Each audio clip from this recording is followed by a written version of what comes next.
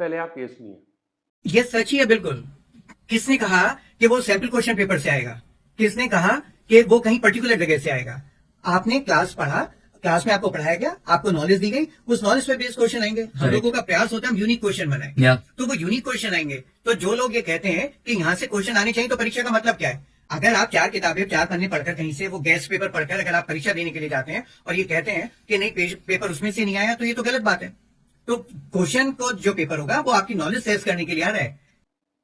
CBSE examination controller खुद ये बात कह रहे हैं कि एनसीईआरटी जो टेक्स्ट बुक है 10th क्लास मैथमेटिक्स के लिए, वो आपको कॉन्सेप्ट सिखाता है और आपको नॉलेज देता है सब्जेक्ट में।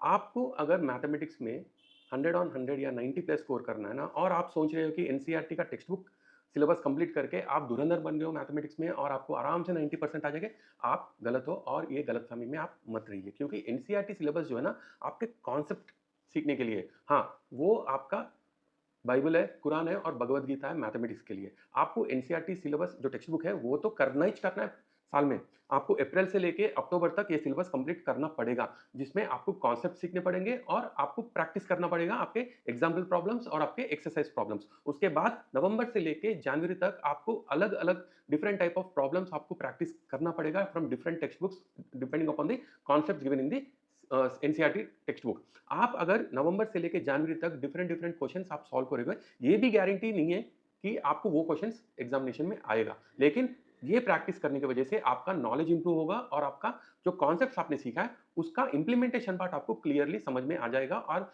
सीबीएसई में वही कॉन्सेप्ट बेस पे क्वेश्चंस आते हैं एंड वो कॉन्सेप्ट बेस पे आपको जब क्वेश्चंस आएंगे आपको आसान हो जाएगा वो क्वेश्चंस को सॉल्व करने में, and this will help scoring 90 plus in mathematics.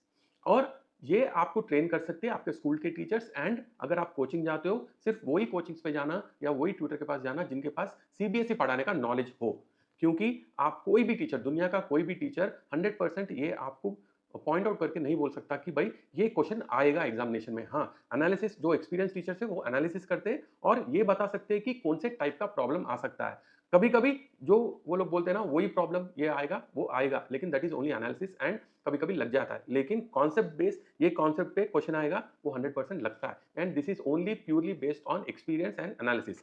यहाँ पे एवीआर कोचिंग में हम हमारा 10th क्लास का ऑनलाइन बैच शुरू कर रहे हैं and this is mainly for students who are going from 9th class to 10th class. आपको अगर इंटरेस्टेड है ऑनलाइन क्लासेस ज्वाइन करने का, please DM us, will send you the details. Thank you so much.